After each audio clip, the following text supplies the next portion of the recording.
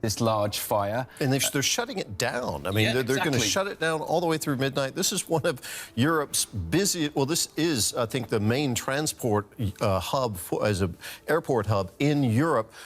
Give us a sense of the scale of what this means for air passengers. Well, I think, in a word, this is going to be enormous. It's going to cause a lot of disruption because Heathrow is one of the world's, it is Europe's busiest airport. Today's total closure of London Heathrow Airport will affect more than 1,300 flights globally. This according to data from Flight Radar 24. At the time of the announced closure, there were 120 aircraft in the air that had to divert to alternative airports or to return to their origins.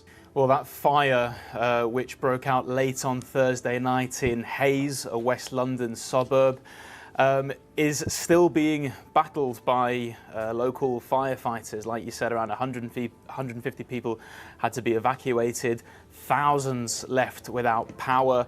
Clearly, Heathrow Airport is so reliant on the power substation that this fire affected that it's going to have to close for the entire day. Now, we know that airports sometimes have to close for hours at a time, sometimes half a day, but closing for an entire day is really very, very rare. And it's not just any airport we're talking about. This is Heathrow Airport, Europe's busiest. Some estimates put it as the second busiest in the entire world, just behind Dubai. 83 million passengers passed through Heathrow Airport last year.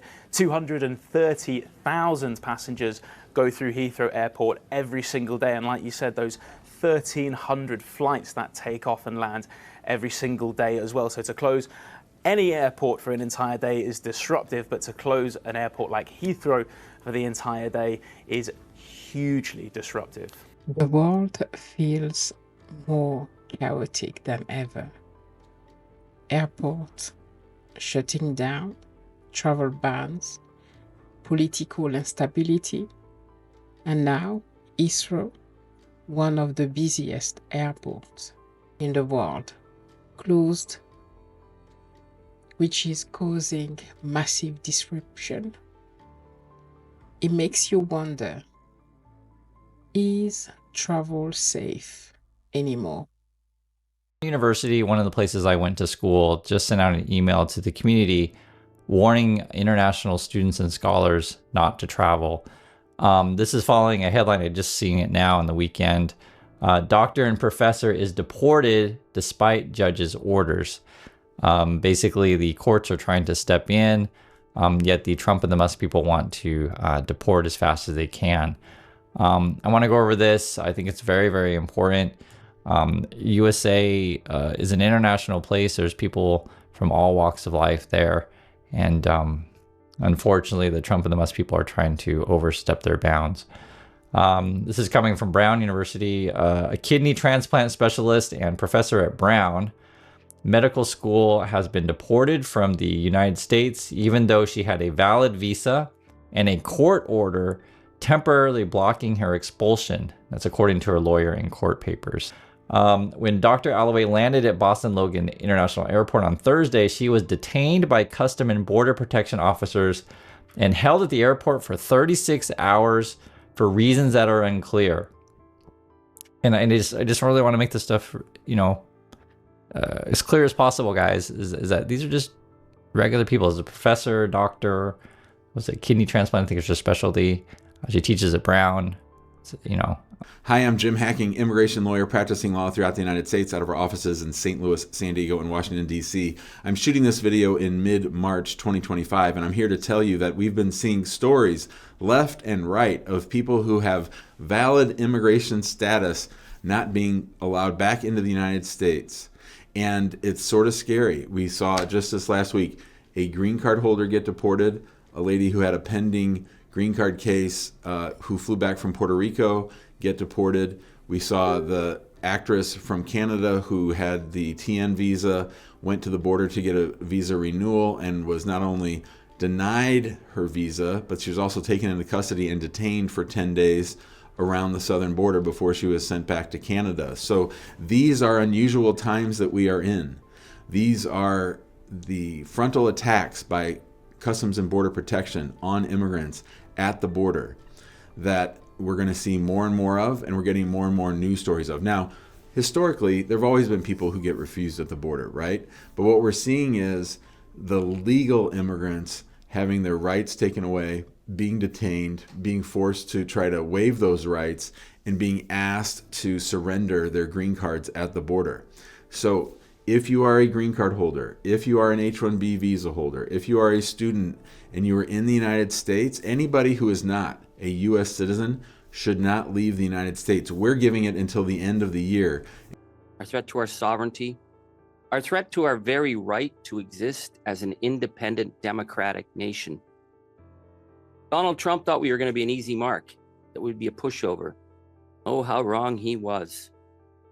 And now Canada standing up to him has made Canada the front line in the defense against the MAGA ideology.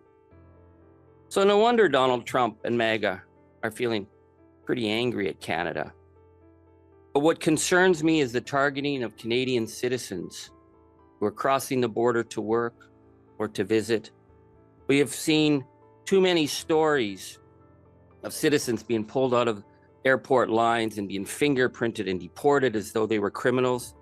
Citizens being kidnapped through illegal detention by ICE. And it's not just Canadians. We see the attack on backpackers, students, doctors, professors. I am here today to say to Canadians to avoid travel to the United States if at all possible. Germany has updated its travel advisory for the United States after several Germans were detained at the U.S. border. It comes amid a broad crackdown by the Trump administration on immigration. Germany is now telling its citizens that a visa or an entry waiver to the U.S. does not guarantee entry to the country. Let's start with the case of these people who were detained. What more do we know about these cases, and do they have anything in common? Yeah, Brett, the German Foreign Ministry says it's recently become aware of 3 cases in which German citizens were detained as they tried to enter the United States and were held and subsequently were denied entry and deported. And in another case, a German man who's engaged to an American woman and had a multiple entry visa and had used it to visit his fiancée quite often. But the two of them went for a holiday in Mexico, and when they tried to return to the United States, the German man was detained. He was held for 16 days, part of that time in chains, apparently, and experiencing quite harsh conditions before he was deported. Tourists and business people visiting the US, and that's why it's important for them to be very careful that all their papers are in order. Well, one French lawmaker now says the U.S. should give back the Statue of Liberty. The European Parliament member, Raphael Glucksmann, says, quote, "We gave it to you as a gift, but apparently you despise it." Glucksmann alluded to mass government layoffs in the U.S., but President Trump's tariffs orders may have also swayed his opinion. I'm supposed to travel to start my sabbatical in June. But with everything happening, should I be worried? Should any of us be worried? It's not just Heathrow. Everywhere you look, something is happening. Tension in the US with Trump's, legal battles, protests, economic instability, and travel bans popping up in different parts of the world. It's enough to make anyone hesitate. But I refuse to let the news dictate how I live my life. Fear is a powerful tool, but so is freedom. Travel has always been about discovering, experiencing, and living. So, should we stop because the world is unpredictable? Please share your thought in the comment. I believe in being aware, not afraid. I do my research. I stay informed. but I won't put my dreams on hold. What about you? Does the state of the world make you rethink travel, or do you keep moving forward? Let's talk in the comments. The world will always feel uncertain, but sometimes the only way to find peace is to keep going. I'm really interested to hear your thoughts on that, guys, and please don't forget to like, share and subscribe. That will help the channel. Stay safe.